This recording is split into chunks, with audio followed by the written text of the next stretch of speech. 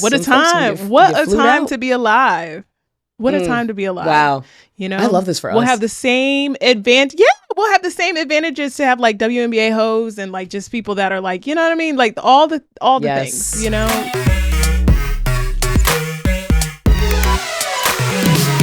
This is Shana. And Kris. And we are Bad Queers. If you came out of the closet and got put in a box of stereotypes you don't belong to, then welcome to the Bad Queers Club.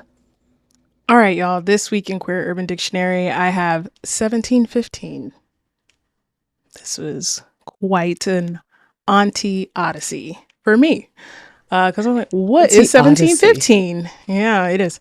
1715 is a biphobic derogatory phrase, usually aimed at bisexual women, suggesting they've been with 17 men and 15 women. When I saw what it was, I was like, oh, okay, y'all.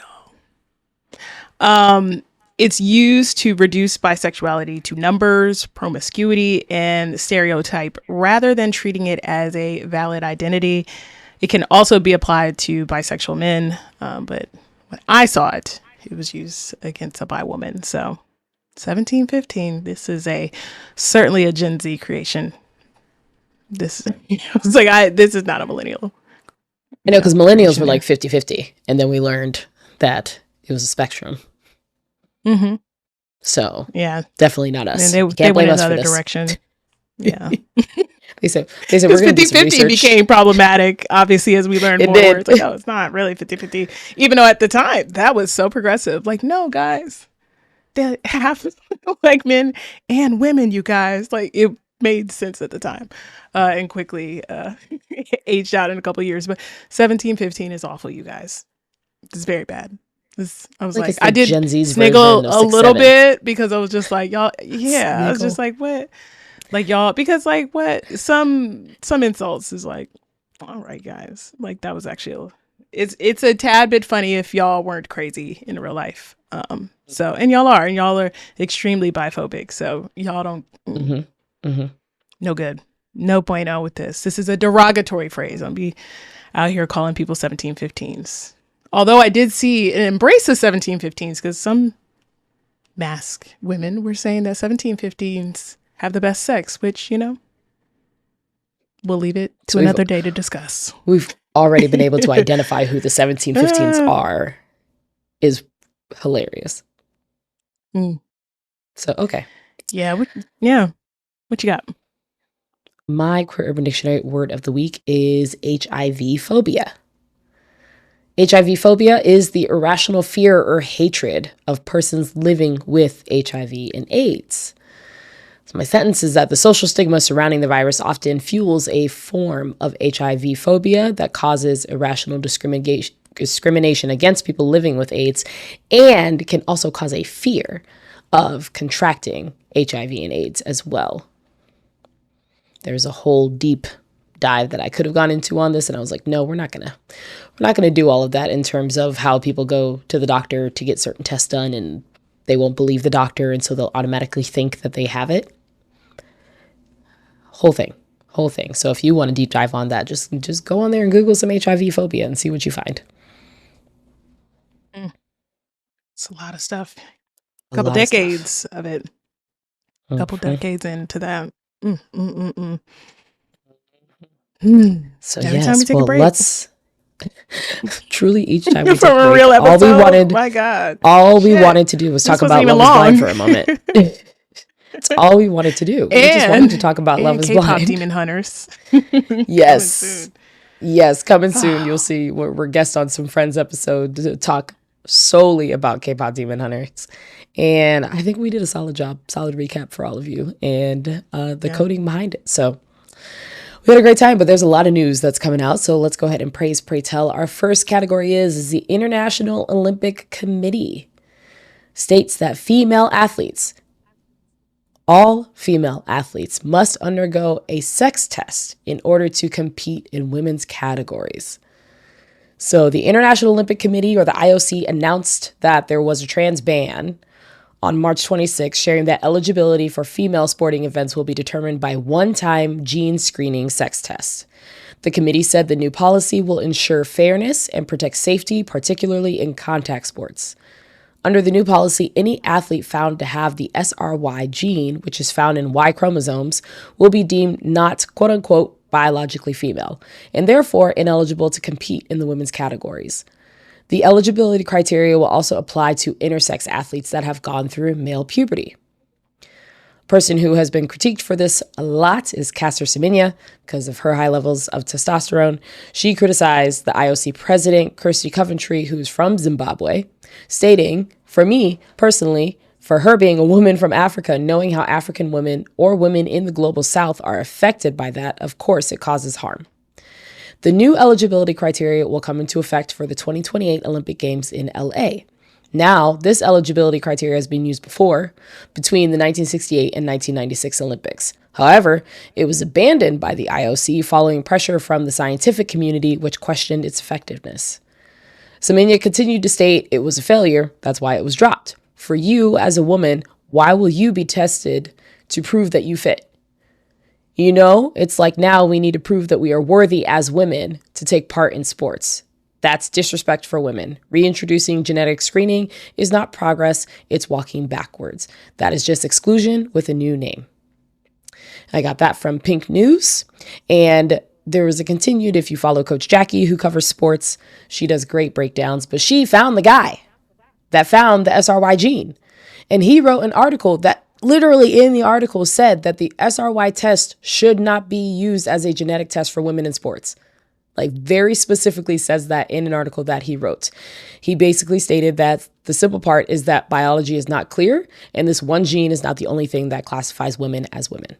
We knew this was probably going to come down. There was rumors of it at the start of the year. So it's here now. We see that it's a clear rejection of the scientific community because these sex tests didn't work before. They don't work now. And it's also, just caving into pressure ahead of the 2028 Olympics. And this is going to have a ripple effect on all sports leagues. So this is very unfortunate. And it was Anna that mentioned it in our recap that this changes things for decades. Like it's going to be hard to fight to get, the gains that we got in sports in general back. So this is unfortunate and sadly expected. And yeah, you just see the caving into these right-wing ideals globally. So,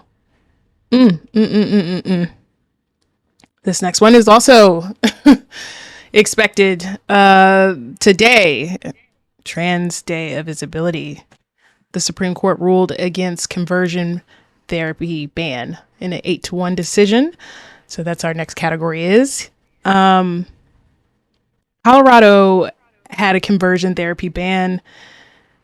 The Supreme Court 8-1, which was actually surprising to me, struck it down. They found it to be a First Amendment right to try to turn LGBTQ plus kids straight and cis. Neil Gorsuch, who was a Donald Trump appointee, wrote for the majority that the First Amendment stands as a shield against any effort to enforce orthodoxy in thought or speech in this country. Colorado banned licensed mental health professionals and providers from practicing conversion therapy in 2019. Therapist Kaylee Childs, backed by the anti-LGBTQ plus group Alliance Defending Freedom, they find the same sets of words to make their groups. They're like Alliance Defending Jesus, freedom. Like it's just they just always pick these names out. They sued the state, arguing the ban violates her First Amendment rights by restricting what she can say to minor clients in counseling, even though she says she is only seeking to have conversations about sexuality grounded in her Christian beliefs. The state of Colorado argued that the professional conduct in therapy isn't a form of protected speech and that Childs is free to advocate for conversion therapy all she wants in public forums.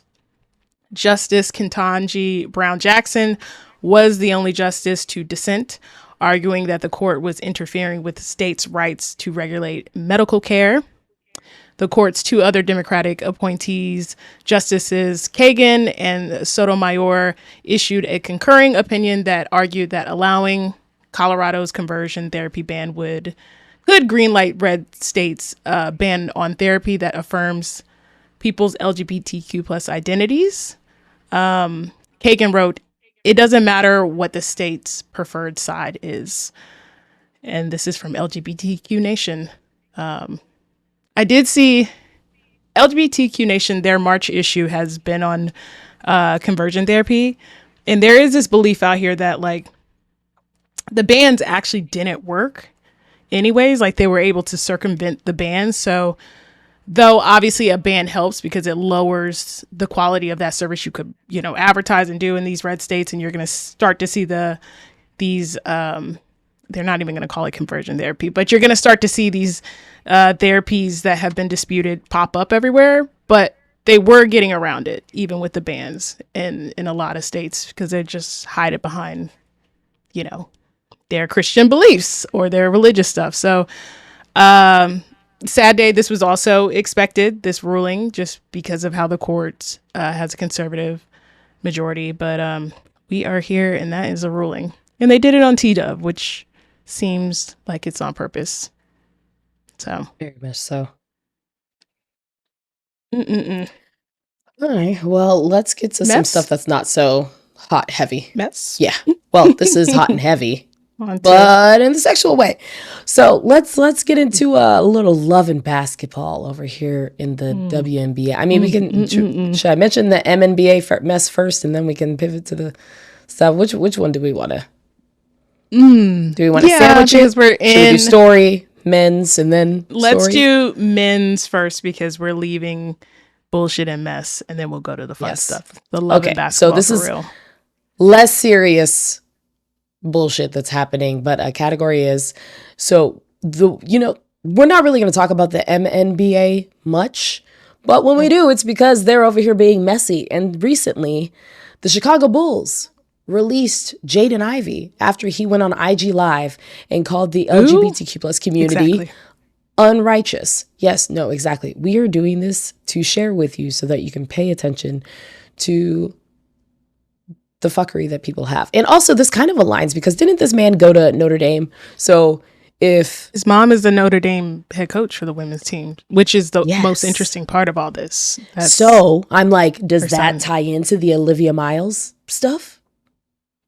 Could be, could all be. I mean, some of the things that he said, and I know you're going to get to it, was he was talking about Catholicism too. People are like, well, I'll let you tell the story, but I know that's a part of it too. Yes. And it's like, oh, your mom add to that because I didn't. We're like the Notre Dame head coach, women's. We're like, sir, wait, Catholicism, sir, wait, sir, sir. Yeah. He started on this rant on IG Live about how Pride Month being celebrated at Bulls games and how it's decorated in its pride flag and the celebrating of the LGBTQ plus community having a month to celebrate its unrighteousness. They're out here proclaiming it on billboards and in the streets. And he stated how is one not able to speak righteousness when all this unrighteousness is happening. Billy Donovan, the coach of the Chicago Bulls, made a statement. Basically, he did a full ramble of how he was like, well, I didn't, really see it, and I didn't really know what was happening. We've been on the road, all the things. But at the end of the day, he said, we're all going to work well together. We are all going to take care of each other and accept each other. We're all going to be hardworking, accountable, professional, and acceptable. No, professional and respectful, my bad, but acceptable is accurate. Organizationally, the Bulls have a standard to uphold. They have a diverse group of people that attend the games, and that is the core of what they're going to show when people step into the Bulls arena. Former MNBA player Nick Young, which I love this because homeboy was just walking around a grocery store or a Target or a Walmart. It was something.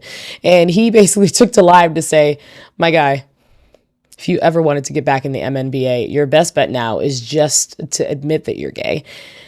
Because right now you're done in terms of getting back. Plus, he went on a whole other tangent about Steph Curry not being a Christian. Young said, you told God's favorite child that he's not a Christian when he's been blessed by God and blessed by the MNBA. So it's always interesting to see these folks all of a sudden have this quote unquote righteous move towards these religious rants. And they always come and attack the LGBTQ plus community.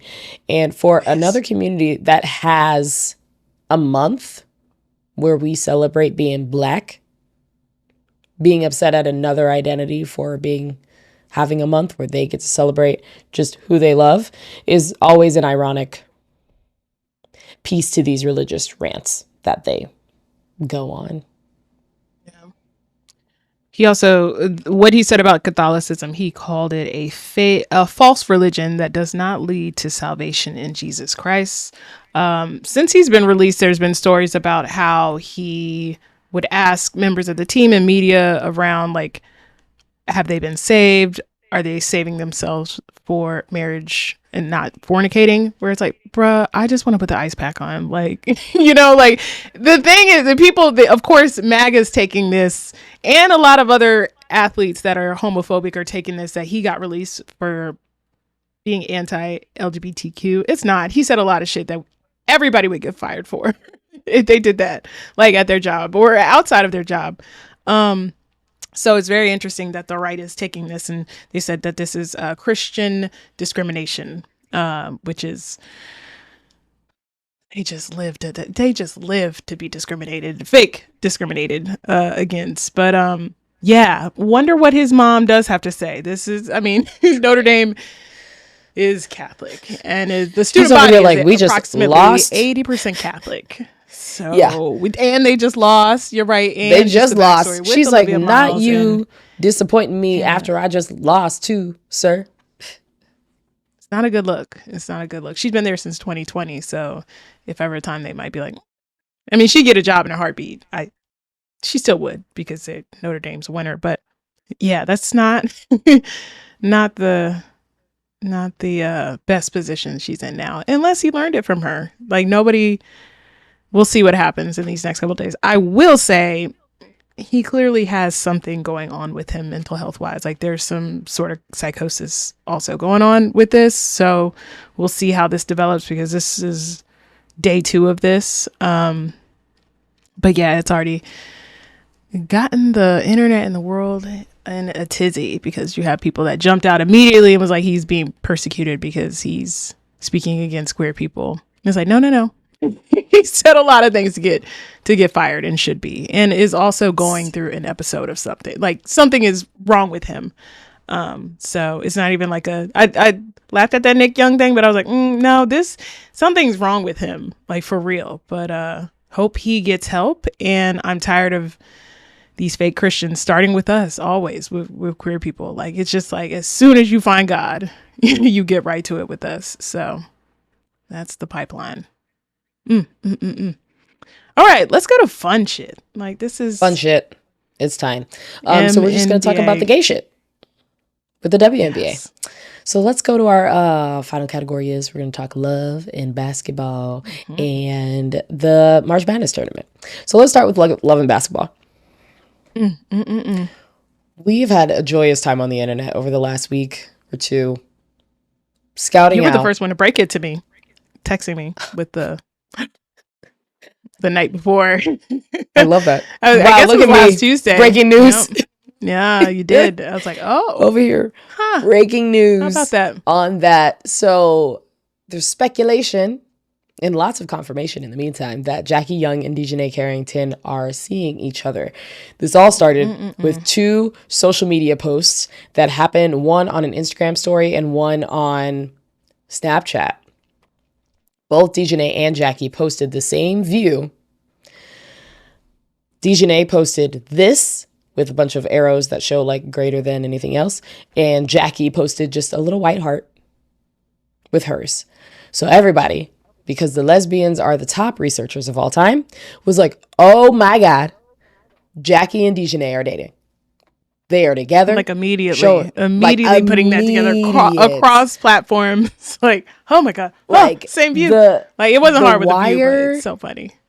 The underground networks were communicating quick. Like, we had all of the details, all the different angles, where they've been in the last 24 hours. Honestly, if you need to find somebody, send a queer woman to do it. So the people were like, oh my gosh, well, Jackie and Alyssa are now teammates. What is this doing in the locker room? Well, let's talk about that some more, shall we? So when Dejanay and Alyssa broke up, it was a whole thing, because Dejanay had been there for all of the run up to the championship. She was wheeling around because she had injured herself during the season. All the things. Was very supportive. And then all of a sudden, nothing.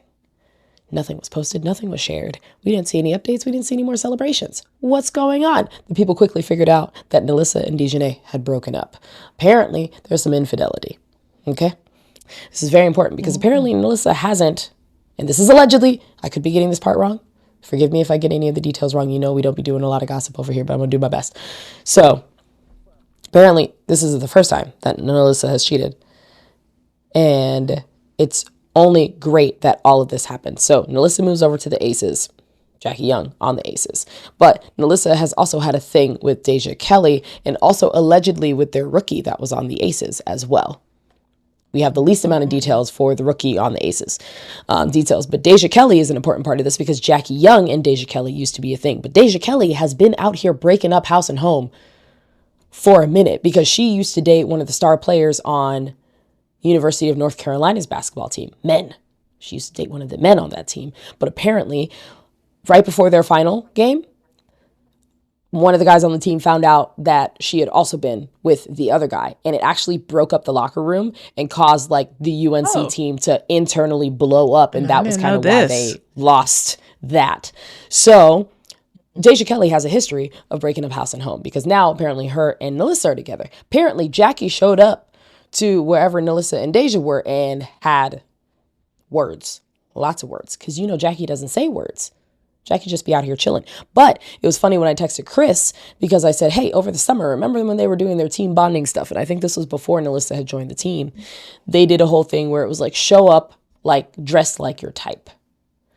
And Jackie, which we had not confirmed at this point whether or not Jackie was gay. We just had a feeling, a deep-seated feeling. Jackie showed up dressed as a baddie.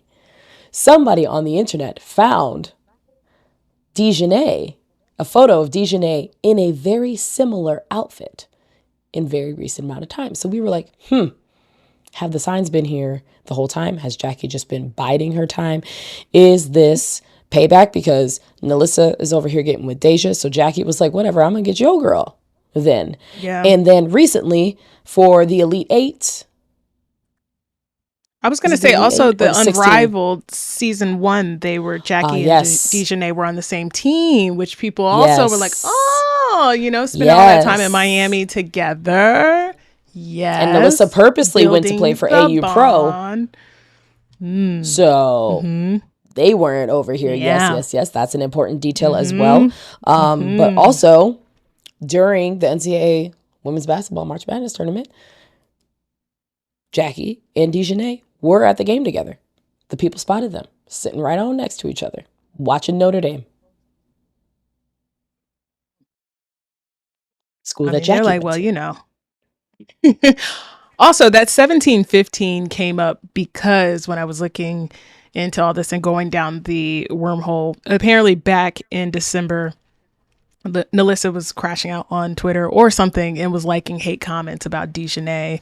And one of them called her like a 17-15 slide and she had liked it. So that's why I was like, what the fuck is 17-15?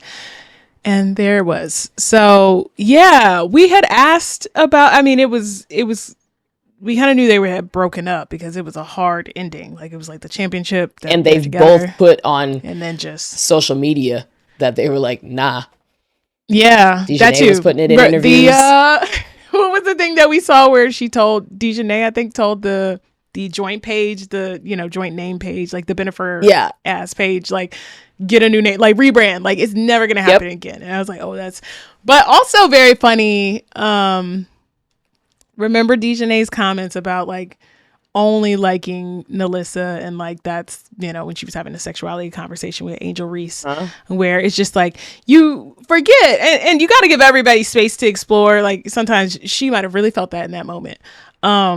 But yeah, I thought it was interesting because she was just like, nah, you remember that statement. It's just gonna be NaLyssa, and it's like, okay, heard this before, it's and it goes both ways. When you and I think you called like, that too, you know? when we talked about it on that episode, whichever episode it was that we discussed it, and you were like, we'll see, you know, because we will see. And I've been here long enough to know now, especially, so DiJonai Carrington's 28, you know, she's, you know, not super young, but there's a lot of life to live there. So she can change her mind, sexuality, identity. It's all a spectrum. You figure it out, y'all. But that's why making statements like that is like, okay, Dejanay, if you thought Nalissa was fine, I'm sure it can happen again, just in my opinion. But anyways, yeah, it's going to be an interesting season. It's going to be interesting free agency to see where folks do go.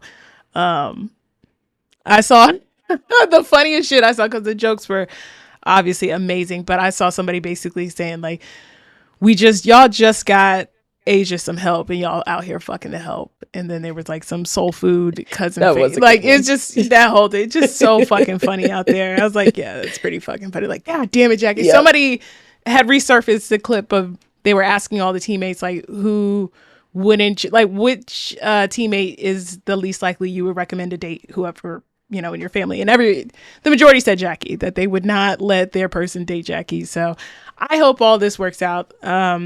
They look like they're cute and in love, and these things are now coming up. The breadcrumbs are all coming out of things. So looks like they've been rocking with each other for a little bit.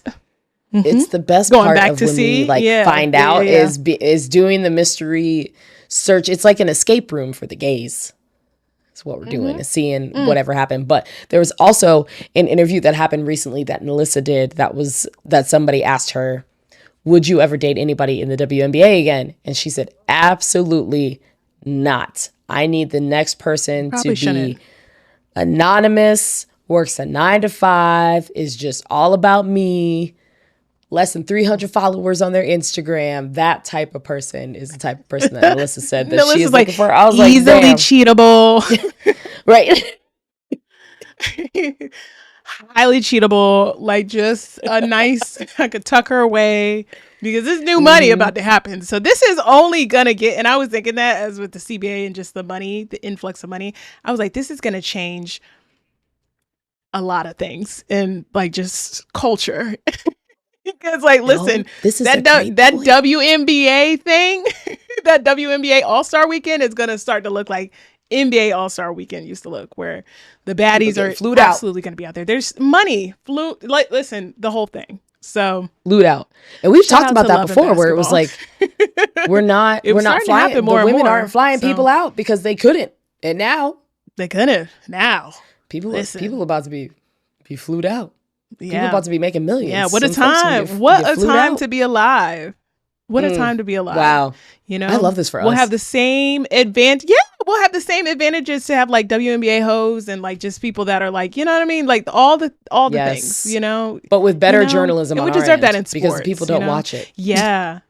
I want someone to create a show that is a hybrid of like the game, a little sprinkling of like Insecure, because I like how the dialogue's on that show, but for the WNBA and just like that whole dynamic, like there has to be a show coming because it's just a little heated rivalry. I still haven't seen it, but like I want there to be a WNBA show where there's love and sex and all the things that are happening and have been happening. Like this isn't anything new. We just have social media and it's safer to come out brand wise and money wise. So shout out to Love and Basketball. My gosh. What do you think? We don't even know what else is going on. There's so much going on in there. There's so much. So much. So much. They hold it down. Women hold it down. So that's why when this happens, the secrets and the breadcrumbs are so fun to see, because it's, clearly it's been bubbling for a while. Like it's been bubbling. So I want to see if there's a picture of Dejanay with Jackie Young around the championship like trophy, like when they won, like a couple months ago, but I'll search for it in my free time. If we do that, if we find it, I'll report back. We'll just report post back. I was like, no, because she was there, right? She was there for their absolutely. She was there. So just had to be at the celebrations out there, the after parties. Yeah, Yeah. Good job. Just a little linger from the hug. Shana's like, go my girls. My girls. So just love it. And just love just good, wholesome gossip and mess. I love that for us. A new phase for us. New things, new horizons. Truly. for us. Truly. New Who knows? We're gonna be in here. But this was this needed to be covered. So good. Yeah. So we're talking about March Madness now. That was March Madness. That was Love and Basketball with March Madness. Yeah. What do you think of the tournament so far? We're at Final Four. We made it. It's going by quickly, but time is going by quickly. So I feel like this one was one of the fastest ones, because I feel like last time I was like, oh my gosh, I am sitting here days on days watching basketball all day. And this time around, I was like, oh, it's done. We're already down to, I have to watch in the evening only? All right. All right, fine. That's so we're fine. At Final Four. We have South Carolina versus UConn, Texas versus UCLA. The first time that a set of teams has returned to the Final Four. The same teams have returned to the Final Four in like a long time. I feel like the last time was it was the same Final 19 Four? something. Huh. How about that? Yeah.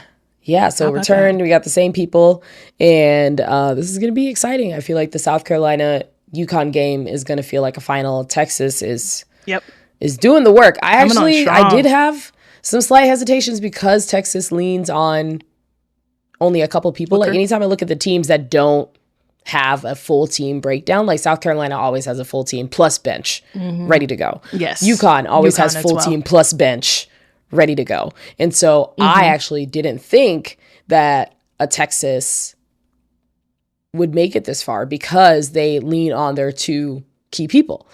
But prove me wrong. Texas is doing great. I mean, Texas did great all season, so it's no surprise. But I just think of the stamina that happens during these tournaments and how they wear off when you have like your core people as the main people that you lean into. So I think these are going to be fun games. It is going to be great.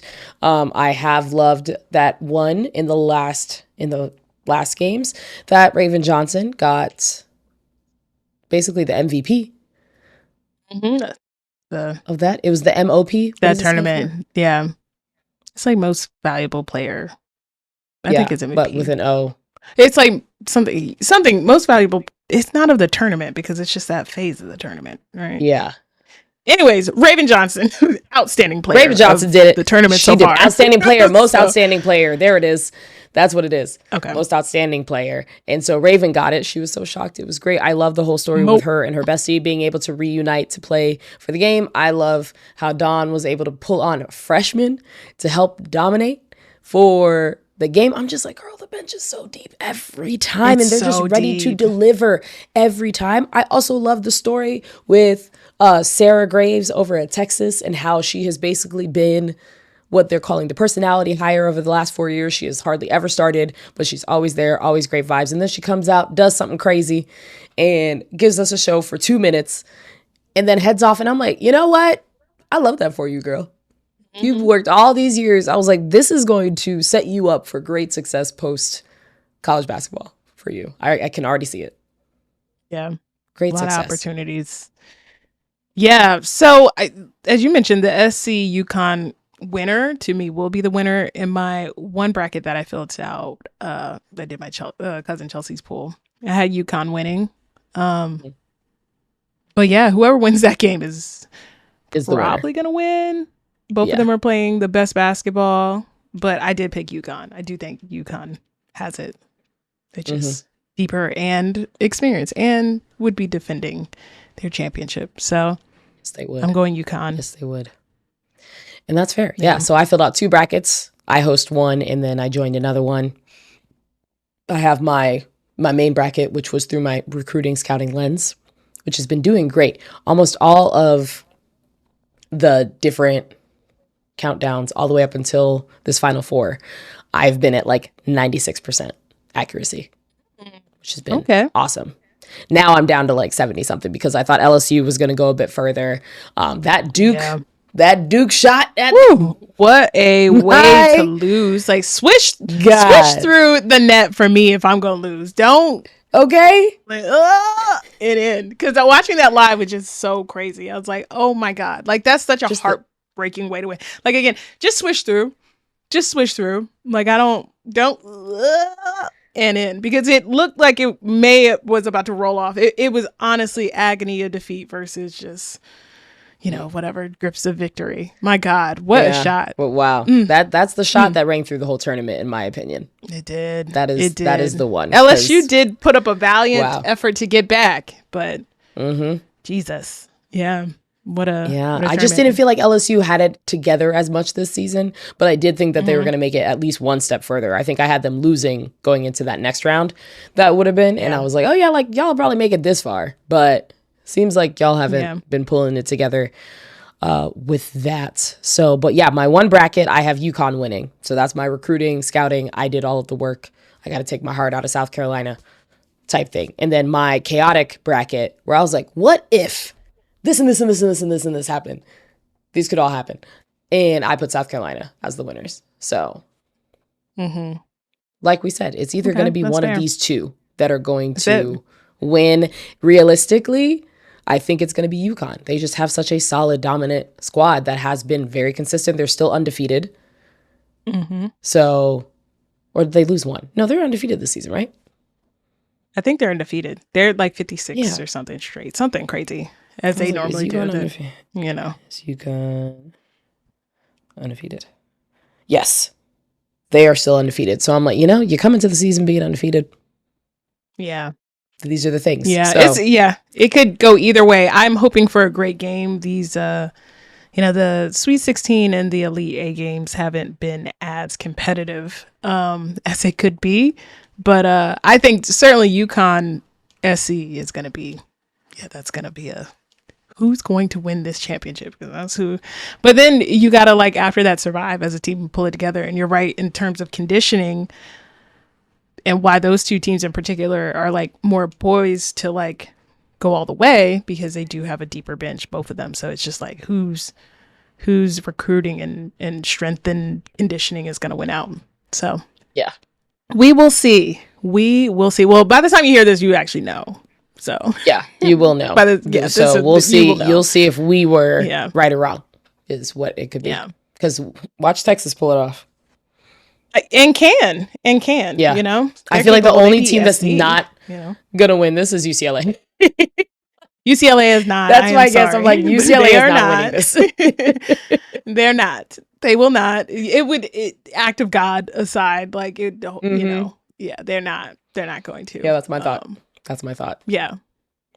Well, anyways, the regionals, one of them were in Sacramento. So I was like, oh my God, that's up the street for me.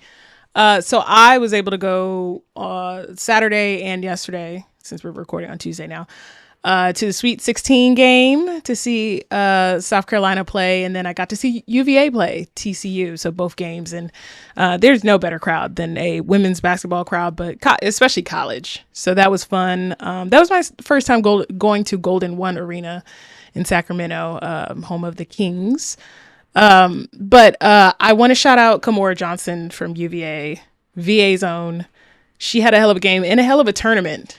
And it'll be interesting to see what she does in the off season. But it was great to see her play in person, but you saw because she's teams on her back, she ran out of steam in the same way yesterday watching TCU against SC. They ran out of steam as well. It's Olivia Miles, and she was cramping up towards the end. Poor calves. Just could not. And also, they had, South Carolina had girls that could guard and keep up with Olivia Miles, whereas Virginia, she had them on skates. It wasn't enough, players for them to keep up with Olivia Miles and I'm forgetting her name, Marta Suarez, in that UVA game, but they looked tired. In the second half against South Carolina, whereas South Carolina just powered up. You had, Raven Johnson breaking it down, Joyce Edwards, Tessa came in, started hitting three. It was all right, and quickly you look up at the scoreboard. Yeah, and Tessa hadn't made any points really. Anything. And then all of a sudden, the fourth quarter, she said, "Wait a minute, still got it." Enough. Still got it. A closer, if you will. A closer. Truly, it was funny because there was somebody in the crowd behind me that was like, Tessa, you don't got no points, Tessa. And I swear, she said that she started to go on a run. of points. But yeah, that's just, I mean, a testament to the bench and, you know, Raven Johnson and Tessa, being around and in Dawn's system. And then, like you said, Dawn just having these freshmen that are also just so ready to come in and contribute. So that was great to see. Dawn stayed afterwards and walked pretty much the entire stadium and was signing stuff. So cool. And, you know, she's such a rock star. Like, there's just men, women, every groupie you could imagine in terms of adoration, not in terms of, you know, obviously groupie, but people love Dawn. So it was good to see her. And just a good tournament. It was fun. So we'll see what happens in Phoenix, where they are for the Final Four in the final game. So here. Excited. I forgot to ask, so now that we do have a season, that you have your Chicago WNBA All-Star, right? Isn't the All-Star, isn't it in Chicago? Yes, it is. Did they start selling tickets, or what? I would imagine things haven't started selling tickets yet. There is a season. Okay. I've not started to sell tickets yet, but I am on the email list to be sure that I know once it happens. You're like, I get text also, alerts as well. If anybody needs a host, if anybody needs a speaker, moderator, you know, feel free to hire me to come and hang out at your activation, and I'll be there. Yeah. I'll tell you offline, but I'll tell you offline.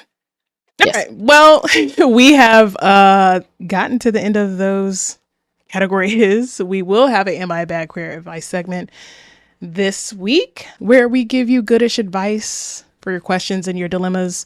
You can send your questions to badqueers.com, hit us up on IG at badqueerspod, or email us at badqueers@badqueers.com. All right. This first one is from Aurora, who asked, am I a bad queer for telling my friends to not date each other? I have 2 friends in our friend group of 8 people who are starting to get googly eyes for each other. Our friend dynamic is so good, and I don't want it to be ruined over friend drama.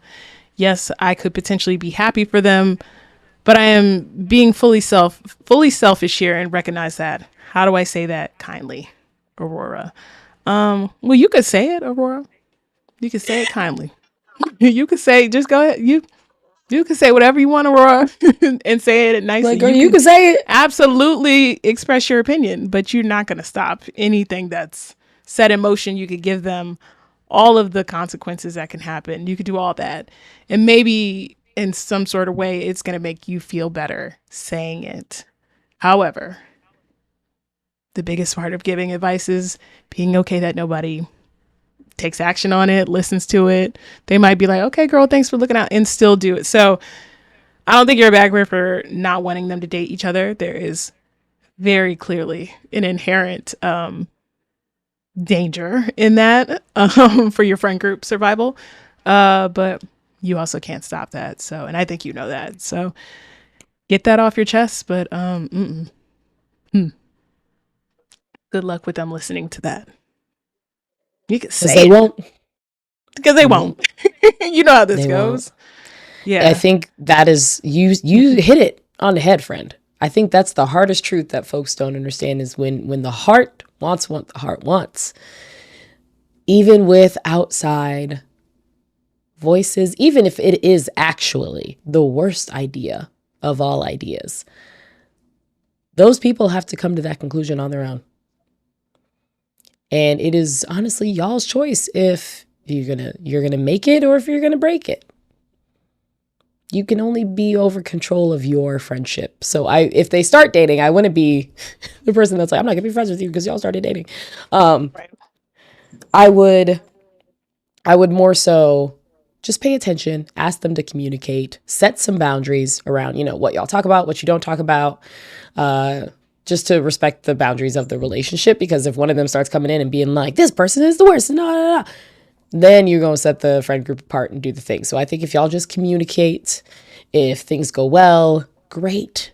We want that for our friends. We want them to be happy and doing the things. And then if things don't go well, make sure that the friend group is just prepared to have some conversations and that y'all set that up, that y'all set that into motion ahead of time. That's all you can really do. Otherwise, they gonna do it. They're gonna do it. It's just whether or not honestly, they hang out with you or don't hang out with you anymore. That's really it. It's really it. They're gonna tell you. You're gonna find out later, scandalously. While you were talking, I was thinking of course, Unthinkable from Alicia Keys starts playing in my head, because it's like they are. You don't want to push them to that star-crossed lovers too thing. Like, you gotta. It might implode on its own. So that's why you shouldn't. You can just give them the warning of what could happen, but like, they're just gonna, if you ask them, they are ready in their minds, and I don't think you could really do anything about that. If they did the unthinkable, would it make them look crazy? It might. So good luck. This is Taylor's Oldest Time. My gosh, I was like, you can get it out before Pride. Oh though, man, just so that part, animosity and resentment, because don't be a hater. Like, once they do the shit, like, just let them figure it out. So don't be a hater. Don't be a hater. All right, thanks, Aurora. Okay, our next Am I a Bad Queer is from Anonymous. So I'm gonna call Anonymous Izzy. Let's call Anonymous Izzy. All right, so Izzy says, is it bad that I'm not interested in dating masks or studs that are shorter than me? I am what some have called a tall femme. I'm 5'7", and I've been finding now that I'm single and open to dating again, I'm simply not very interested in dating masked lesbians shorter than me. Now, I have dated masks shorter than myself in the past. They've usually been an inch or two shorter than me. But as I'm now looking around for dykes to approach, I'm 1, seemingly not finding a lot of my height or taller, and 2, not interested in approaching masks shorter than me. I do acknowledge I may have some insecurities with being the bigger/taller person in the relationship dynamic that I need to deal with. So please tell me about myself if you must. But I am wondering if I'm blocking my own blessings with this preference. Maybe I need to be going to more basketball games. Izzy, if ever the time. If ever the time, Izzy. This is it. This is it. Yeah. Be in there shooting with somebody in the gym. Oof. This is a Taylor's Oldest Time too. It really is. The battle for height is, in my opinion, something that the straight community has passed along to us. Yeah. And has us stressing out over when it's two women together. It really doesn't matter, in my opinion. It's like we're putting on a trope that straight women put on men all the time. There's even a comic that I follow that always does. He has a character in there that's shorter, and it's a guy, and they talk about like him dating and how women just like won't date him because of his height, even though he's a good dude. And it's a whole thing, and I love it. I love following the tale of him. And the straight community has truly passed that over to masks and studs to make it seem like they have to be tall, when really they don't. And especially with being women, I don't look to see if like, oh, a masked person has to be taller. Like, that's not a thing where I'm like, oh, good for her for being a femme that's dating a shorter mask. Like, that's never a thing that comes into my brain. So if you're insecure about how people look at you, like, I can't speak for everybody, obviously, but that's my thought. I never think about who's taller or shorter and whether or not it's the femme or mask one that's taller or shorter. I never think about that when it comes to queer relationships. Do you? No. I mean, there's the whole trope of like the short stud and tall femme. Like, that's like a thing. So yeah. I mean, they did mention that they, it might have to do with some insecurities with being the bigger, taller person, which I think they should explore. And you obviously could be blocking your own blessings. There's a lot of short mask kings out here who are great and everything. And also, women tend to be shorter on the shorter side. So that's a thing. That's a thing. So yeah, I understand there being some dating preferences and stuff like that, but I would interrogate what insecurities you feel with being the bigger, taller person, because it is pretty normal in our queer world of short mask in a tall femme.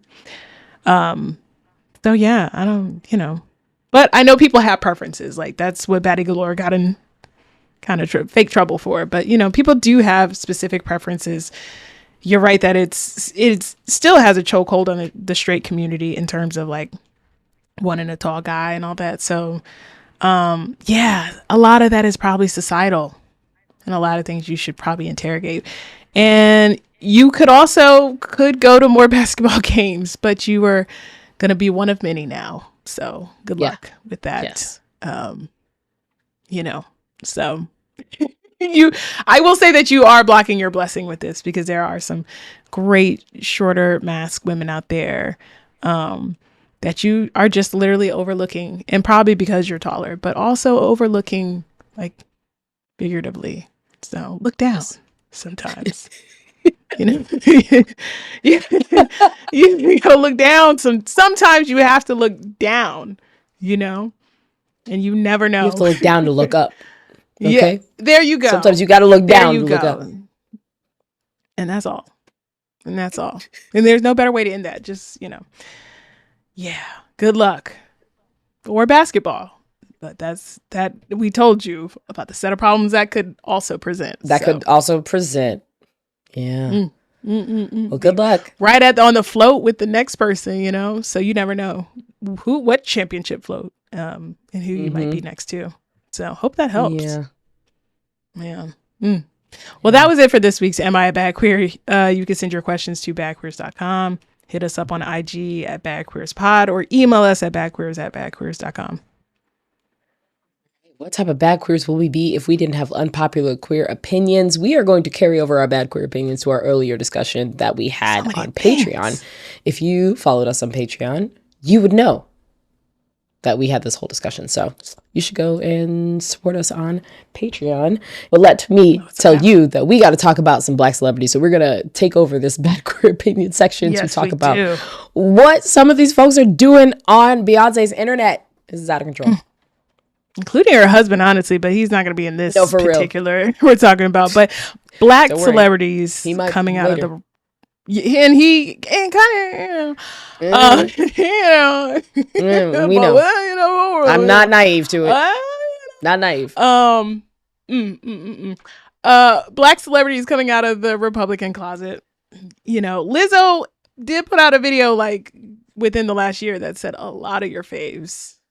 And talking to the Black community, a lot of your faves are MAGA and are either doing it for a bag and or just really feel that way.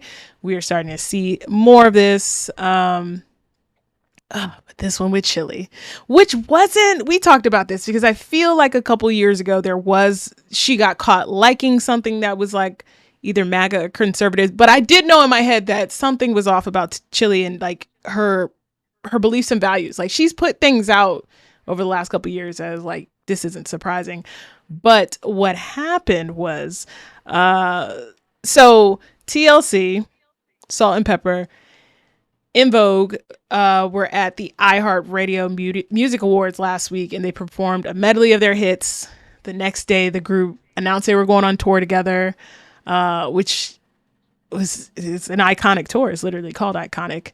But almost as soon as that news came out, there was a discovery of Chili from TLC, donating hundreds of dollars to Donald Trump's 2024 presidential campaign and other various right-wing MAGA organizations. She also accidentally reposted a transphobic video of Michelle Obama, which is very prominent in right-wing circles and all that. And she put a video out apologizing and saying she did not mean to repost that, and just apologizing for that. And saying that she's not MAGA. She never did say that she didn't vote for Donald Trump or anything else, but she was just trying to explain this away. More receipts drop of the donation she's made, because initially it was just like, oh, she made a donation to the 2024 re-election campaign, which is bad. But people are like, you know, clearly at this point you have the Nellies, the Snoops, we know what's going on up there in the Black celeb world. But then the receipts just kept coming. And there has been a total of 17 donations made over time since 2016 for various causes.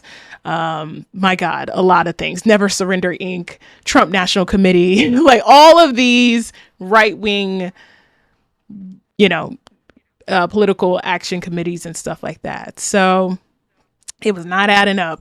And as it stands now, I know some people have talked about that. I don't, had the tickets gone on sale? Like, of course, boycotting the tour, because like, it's one thing, you can be MAGA and support that, but now when your audience is black, the majority of your audience is black women, black people, but specifically black women who are we're never going to forget that. Like, I'm not going to go support Chili or TLC and unfortunately not being able to see them with En Vogue and Salt and Pepper, because I'm not supporting Chili. Like, my money's not going to somebody who's giving their money to them. Like, there's no way. So she's trying to get out of this, but you know, even with that transphobic video, that only shows up in your algorithms because you do follow. She follows Donald Trump. She follows different right-wing accounts. So those are in your algorithms because that's what you like. That's what you see. Like, I don't have that video in my algorithm. Is it in your algorithm of Michelle Obama? Like, no, because we're not liking only actually Michelle right-wing Obama content. Yeah, the actual Michelle Obama, yes. Wonderful podcasts and clips from there. That's all I see. But yeah, like, it's in your algorithm because you are interacting with that kind of content, and you follow. Like, the receipts just came out. Like, so even that video thing, lying. So the tour, it will be interesting. As of now, they've done nothing with it. I mean, I'm of the belief that they should just swap TLC out, unfortunately, and find another, 90s R&B group. You said SWV, that would be great. I thought they went on a tour with En Vogue last year or something, but anyways, I don't know. Run it back. Run it back. I say get 2 lesser acts and combine them for that slot. I don't know, but again, it's one thing to support Donald Trump and Republicans because that is their right as an American, but we also don't have to spend money with them now that we know how they spend their money and what their beliefs are. So yeah, like, you do this knowing that your audience is, black women, black queer people who are directly affected. And we let you know with our wallets and our interests. So a shame.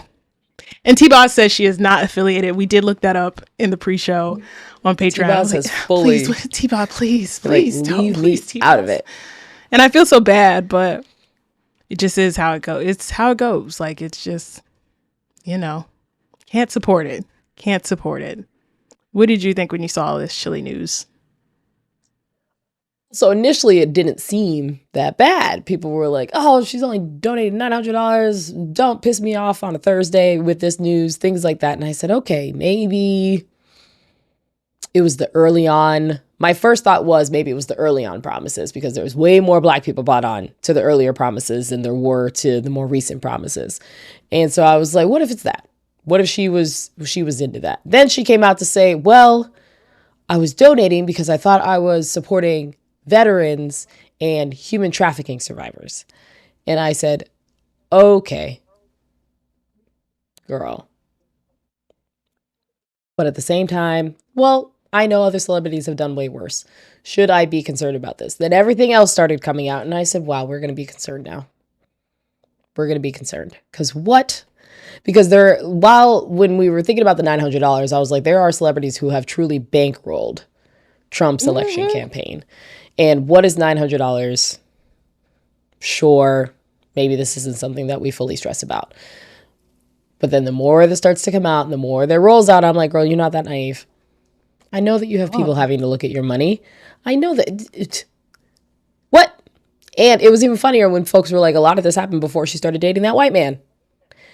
And then this also ironically ties into like her dating Usher and how a Lawrence brother.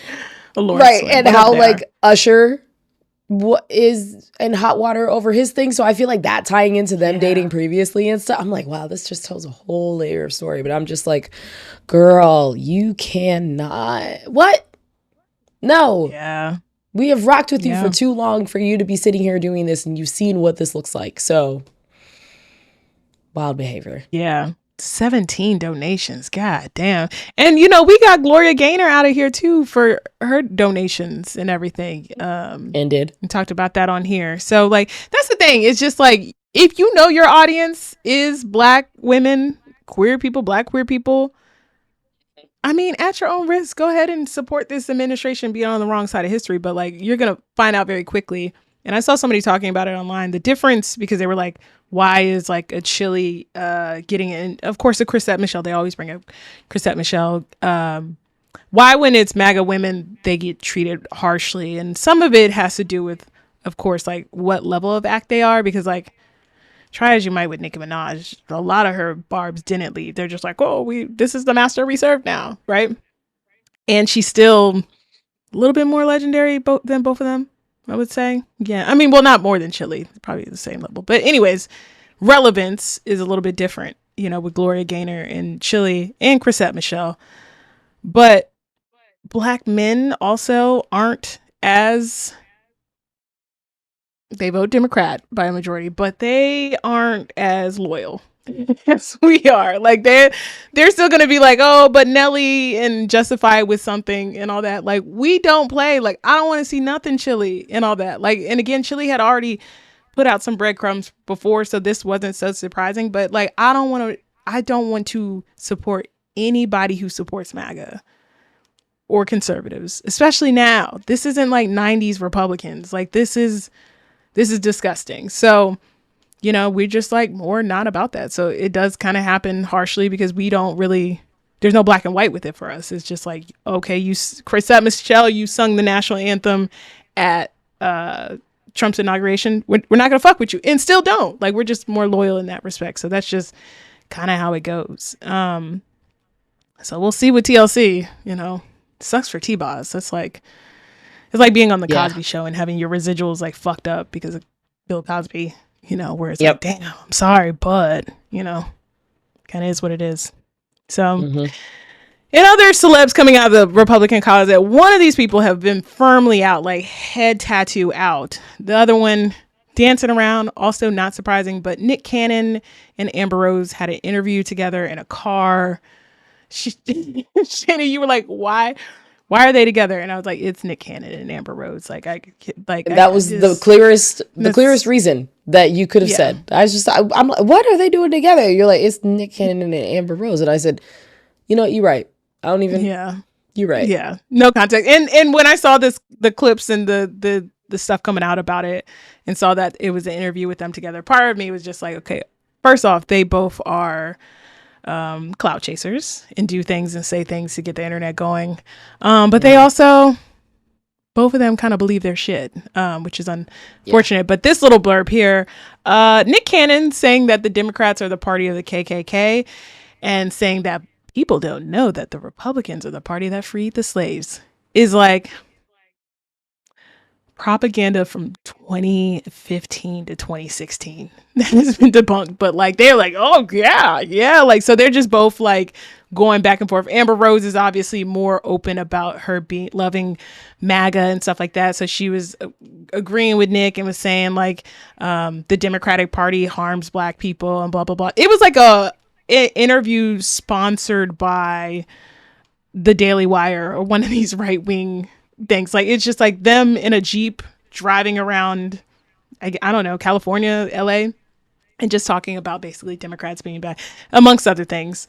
But this is also now a filter. I saw somebody say this, which is so true, but this is such a filtering question of like where your knowledge is, especially when we're talking in our community, in the Black community, of the Democrats being the party of the KKK, and like not knowing that they shifted ideologies in the 60s around the passage of the civil rights movement. Like, the parties literally switched. And then using that Republicans are the party of freed slaves, because that was literal misinformation put on the internet, not given the full context, in like 2015, 2016. So to see the engine getting going, to know we're coming up on midterms, to know that Trump's approval rating is awful, to know that they are courting Black celebs and Black people to join MAGA, you're going to see more people come out of the Republican closet, unfortunately. So you can't trust anything. And we should start operating under the assumption that Black celebrities don't know shit about politics, and most celebrities, and then go from there. If they could prove they can, great. But like, please don't listen to these people. Like, especially Nick fucking Cannon. Like, get the fuck out of here. Like, for real. Nick Cannon and Amber Rose were applauding the MAGA and Republican Party for Christian values and family values. Those two people, like, Nick Cannon has 12 children and like 10 baby mamas. Like, it is, the hypocrisy of it all is just nuts. And Amber Rose, still, the slut walk is on your resume. We know you're trying to rebrand for this money, but it's just like, yeah, Amber Rose. So, you know, anything for a check. So just don't assume that these celebrities know anything about politics. And also, when you see something like this, if somebody happened to not know this stuff that Nick Cannon says, go look it up. Go actually research in it. Don't rely on the big text on a social graphic and just going with that. Please stop listening to these people. They don't know what they're talking about. There's so much misinformation, disinformation. Please stop just reading these, you know, white background, black lettering, and just take it as gospel, you know. It's so sad. It is so sad. Like, but I think we all have to also accept that a lot of people don't know what they're talking about. And that's for all of us. There are more dumb people than there's not, or uneducated people and all that. So we shouldn't assume that these ideas like fall on deaf ears. Some people really believe this shit or just take it at face value. So, my gosh, so much going on. And Jay-Z will just leave to another day or Patreon, because that's all. Yes. Whole other thing. That's a whole other. That's a whole other thing. Yeah. Yeah. My God. My God. All right. And on that note, let's go ahead and wrap up the show. Well, you know we would never leave you without giving shout outs to our faves. My shout out this week goes to Amiellevia. Amiellevia. Hopefully that's how it's pronounced. But it is the newest, one of the new global lesbian and queer women's apps where you can find events, communities, friends, and dating all in one place. It is Black, queer, and women owned. So if you want to go start, she's out here doing events and throwing stuff and hosting things. So if you want to follow and support, you can follow them at Amiellevia on IG. It's spelled Amiellevia. Wonder what that means. My shout out is to Saphlicks Film Collective. Saphlicks is a dynamic sapphic film collective based in New York City, designed to foster a supportive and creative community for queer filmmakers. Through its bi-monthly events, Saphlicks is building a network of like-minded creators, professionals, and enthusiasts who are passionate about film, diversity, and queer culture. You could follow and support them on IG at Saphlicks, which is such a cool name. That is a great name. Yeah. Shout out for that brand there. Yes. Well done. Well, all right, everybody. That is the show for today. Ooh, we have big things coming for the next episode. Our 300th episode is upon us. You are going to want to tune in. You are going to want to tell your friends. You're going to want to tune in with your friends to that episode next week. We are so excited, but we hope that you enjoyed today's episode, and we are so excited to see you next week. Take care.